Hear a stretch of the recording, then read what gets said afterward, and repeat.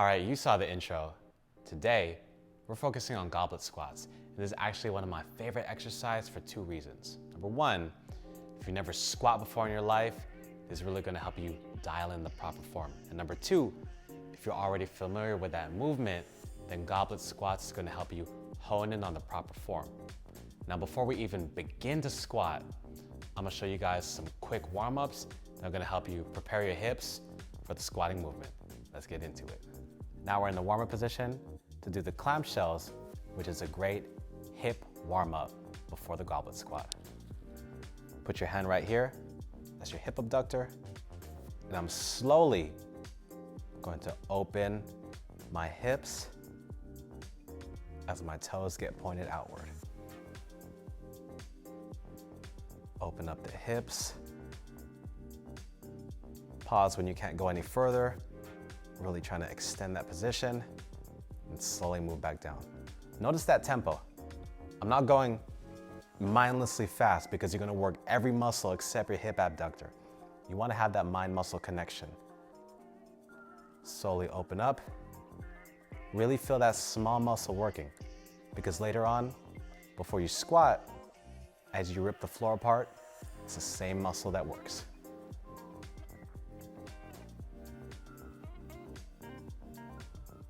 On the way down, I'm still going just as slow. And I really want to get that mind-muscle connection. After that, go ahead and switch. And when you really feel the hip abductor, we're gonna move on to the stance. Now we got the warm-ups out the way, we're gonna talk about building the stance from the ground up. First things first is the footwear. Now I really recommend that you try to have footwear that's completely flat. And to be honest, the one thing that just comes to mind is having some Converse. They're flat, and unlike basketball shoes, they're not gonna pitch your heel too high because that would just force your weight on your toes.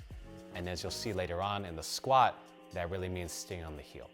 So the Converse is gonna be flat, and it's not compressible, meaning you're not gonna squish into the shoe, which is gonna redistribute your weight, and it's all around you don't wanna do that.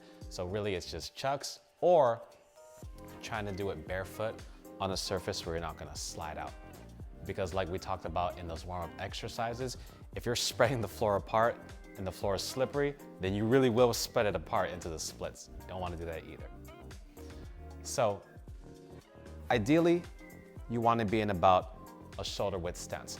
Most people are gonna gravitate to that. But if you have relatively longer limbs, then you might want a wider stance to accommodate your longer legs. While you're in that stance, go ahead and turn those toes out a little bit outward. 10 to 30 degrees, about the range you want to play with. All that is to set you up to really stay on the heel and get your squat right for the hips. Now, it's really important, do a hard stop before you start the squat.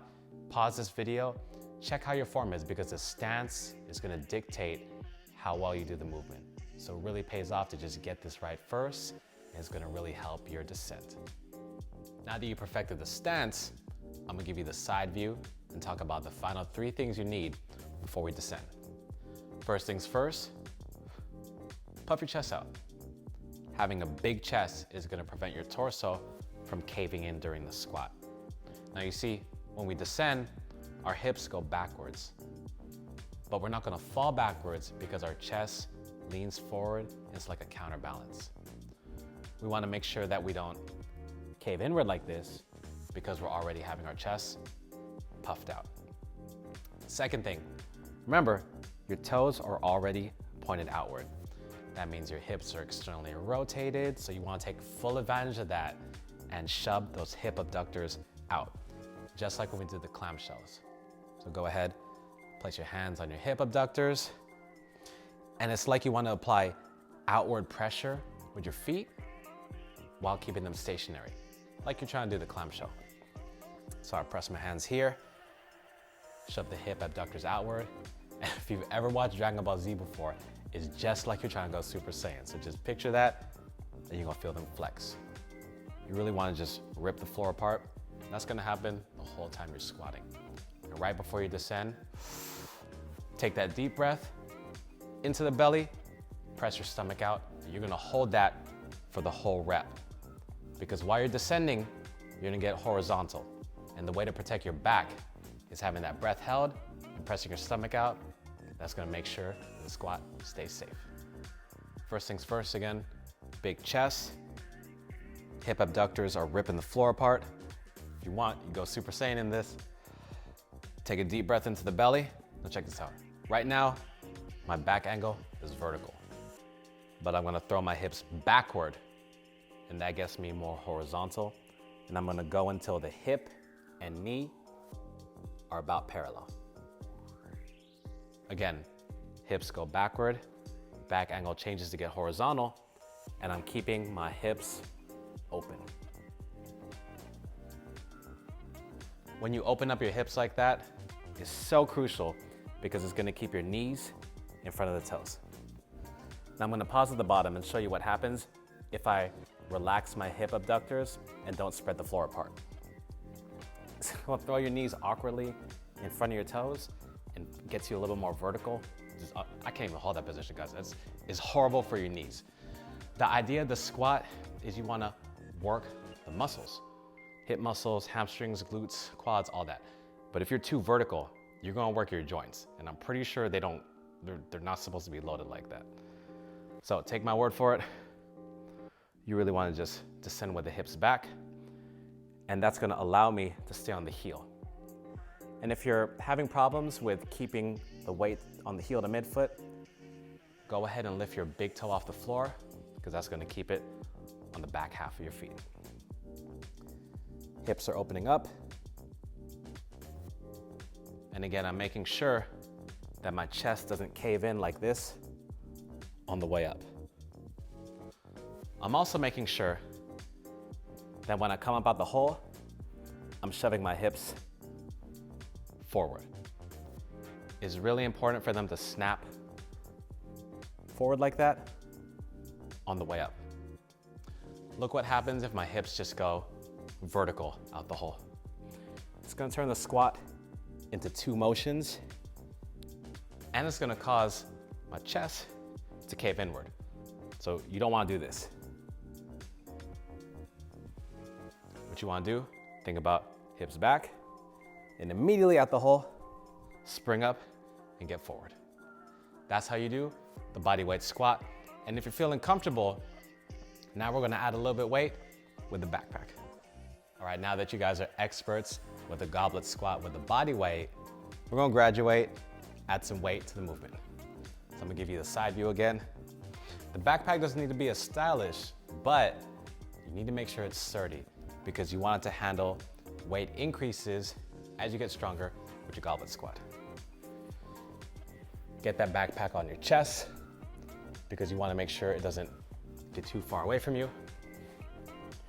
Now after I grip it, I'm gonna drive my shoulder blades back and down. That's called scapular retraction, and it's gonna prevent your shoulders from lurching forward while you're squatting. And then from there, we do those big 3 steps I talked about. Puff your chest out, rip the floor apart, big breath. Now we're doing a goblet squat. Same thing, puff the chest out, shoulder blades are down. Now look what happens if I didn't grip the backpack close to my body. If it starts to escape me, it's a snowball effect where I get pitched forward, I'm gonna get on my toes, and I'm gonna round my back. That's what we don't want to have happen. So keep it close, shoulder blades back, and that allows your weight to stay in the midfoot. That's gonna give you the stability. There you have it. Now you have the blueprint to add squats to your workout. And to be honest, I think a solid program is rarely ever complete without at least one squat variation. Obviously there's exceptions, but for the most part, it's a mandatory movement for leg development and for core strength. So go ahead and master the bodyweight version first, and once it's second nature, add weight with a backpack. And sooner or later, you'll get strong enough you'll need dumbbells to keep the movement challenging. Hope you guys enjoyed this video. Like I mentioned, squatting is one of my favorite movements, so you know we had a lot of fun shooting this squat variation tutorial. Go ahead and comment below on what exercises you'd like to see in a future video. And as always, feel free to like and subscribe because you know I want to get this content out to as much people as possible. Catch me on Instagram at The Fitness Clinician where we have even more content. And until then, I'll see you in the next one.